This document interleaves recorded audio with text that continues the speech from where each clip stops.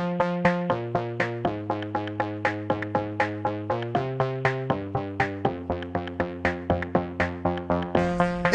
again everybody, and welcome back to Fujit's Blitz with me, Fujit. Hello. Along with update 10 came the Czech Hvy Line. And whilst there are quite a few tanks to look at, we're just going to focus on this beastie, the VZ55, the Tier 10 Czech Hvy. Now, a lot of people have been waiting for this one with bated breath and eager anticipation. But what's it actually like to play? And are there any hints and tips on how you should or should not be playing this one? So without any further ado, let's get right into this little review. As I said, Update 10 gave us the new Czech Hvy Line, and it starts at Tier 6 with the Skoda PJS, goes on to Tier 7 with the VZ44-1, moves into Tier 8 with the very long name THN 105-1000, then we have the Tier 9, the THN T VZ51, finally bringing us all the way up to the Tier 10, the VZ55. The tank that this review is going to focus on. Looking at the stats, well, at least the stats that you're going to be interested in, as a DPM of 2,596, that's not too shabby. A reload time of just shy of 11 seconds. Average penetration on its standard AP 259, on its APCR 330, on the HE68. Pretty decent stuff. Damage 470 on an alpha on its normal ammunition, 400 with its AP ammunition, and 610 with its HE. Pretty impressive stuff, you would think, but it is a heavy, so you think that's a bit low. Aim time 3.6 seconds, pretty decent dispersion, but pretty bad gun depression, only 7 degrees. But it is manageable, as we will see in the replays. Looking at the survivability, it has 2,400 hit points. The armour, well, on the turret front, it's pretty nice, but the hull is, it can be penned pretty easily. The sides of the turret, the hull, and the rear are all pretty weak. It has a view range of 282.5 meters, not too bad for a big lumbering heavy. And it has a camo concealment when stationary at 35%, moving 29%, and firing at 8%. These are what you would expect with a heavy, with the exception of its armour. Mobility wise, well, it's not too bad. You get a top speed of 38 going forwards, 13 going backwards, with an average speed of 28. The power to weight ratio isn't too bad. It is pretty heavy, 73.26 tons. And the terrain crossing ability, 110% on the road, 74 on the ground, and only 58 in the water. But it's not that shabby, to be honest with you, not when you consider that it's a big lumbering heavy tank. It also introduces us to a new mechanic, combat stabilization. That's the bar you see under the aiming reticle. Now, the idea behind this is when you travel forwards or backwards at no more than 15 kilometers an hour, then the aiming reticle will remain small, allowing you to get more accurate on the move. However, if you go too fast, that green bar turns very yellow and your reticle is everywhere. As a mechanic, I found this one quite useful, certainly more useful than the red eyeball that the Chinese lights brought in. It does take some getting used to, however, and you can be slightly distracted when it keeps going yellow and green. But once you get used to it, it's pretty nice. But what's the tank like to play? Well, let's jump into some replays and find out. When trying to pick replays to do a review, it's always tempting just to show you those really great damage games. But the idea is to show you what the tank can do, how it can perform.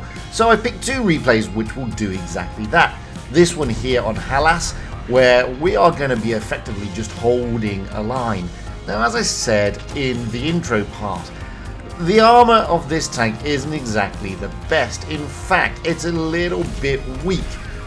I compare this tank pretty much like that of the Czech K. Now, the irony is this: when everybody reviewed the Czech K, we all thought, yeah, it's an alright tank, it's not exactly the best, it's quite weak, and it will never make it onto the tournament circuit because it's got just nothing really going for it. And boy, were we all wrong. And I think this VZ55, whilst not as good as the Czech K, is another sort of wolf in sheep's clothing, because you can get a lot of bounces on this thing. Okay, I mean, we're backing away here. We've got 3, actually 4 heavies pushing us in real terms, and we're gonna hold the line. Now, the thing about this tank is this. The mobility isn't too bad. The gun can be a little bit hit and miss when it wants to be, but generally it's okay. Yeah, okay, it does look like it is struggling with its penetration, but to be honest with you, I am running a gun rammer in this game rather than calibrated shells, so that will account for some of the lack of penetration, but why I've got a 10.1 second reload. It does have a pretty solid turret if you know how to use that turret, and you can do some pretty decent damage in it. But let's talk a little bit about this new mechanic. Now you can see this bar, it's green at the moment under the gun, and then it goes down, and then it goes yellow, then it can be off-putting.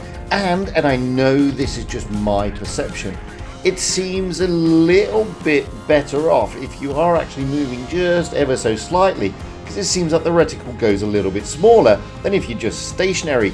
Perception, I know, but it does feel that way. It does take some getting used to, but once you do get used to it, it's actually not a bad mechanic, it's quite nice.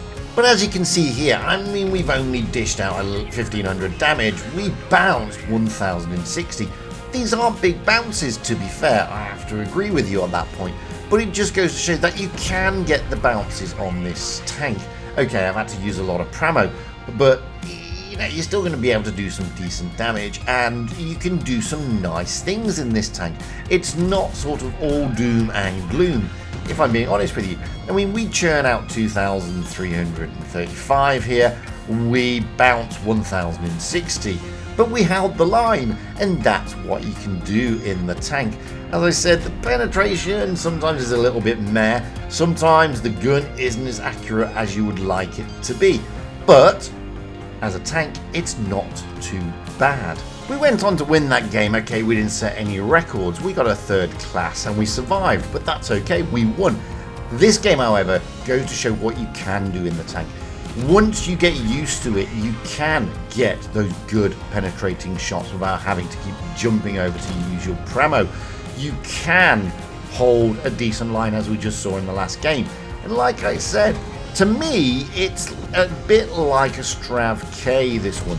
It's not your super duper heavy. It's not like that 60 TP. You can't stick this thing on the front line and hope to get away with everything. The hull is not good enough to do that. Okay, and also the turret. The Commander's cupola is incredibly weak. And, you will find decent players are just going to be smacking you in that cupola all the time. And you'll be scratching your head saying, where are they penning? Well, they're penning your cupola. The other thing, 7 degrees of gun depression isn't exactly brilliant. You can get away with it, but this is not one of those ridgeline beastie fighters. It's pretty decent in a brawl. It's not too bad. It's got pretty nice load time. I mean, the load time is just shy of 11 seconds, as I said. So it's not too bad when you look at it in that respect. It can get the bounces, like I said. But the thing about this tank is that it's got pretty good DPM. It's got pretty decent amount of armor. It's got just enough to be a 2nd line support heavy. And, it's dishing out relatively okay alpha damage. Again, it's not setting the world on fire alpha damage wise, but it's not too bad. This is more like these heavy okay? Think of the E5, think of the Czech K, think of the 215B. Good DPM, not the best armor, pretty decent mobility, but it's a different type of playstyle. This is not a tank that's lovely and happy sat on the front line. This is a tank that really does like to sit just behind those super heavies, in a position whereby it can really hide the hull and use the gun without trying to use the gun depression. But I like the tank. I don't think it's too bad. Do I think it's better than the Czech K? No. Do I think this one, will shine as people get used to it? Yes, but on the flip side, as more people get used to playing against it, the other side of the coin kicks in.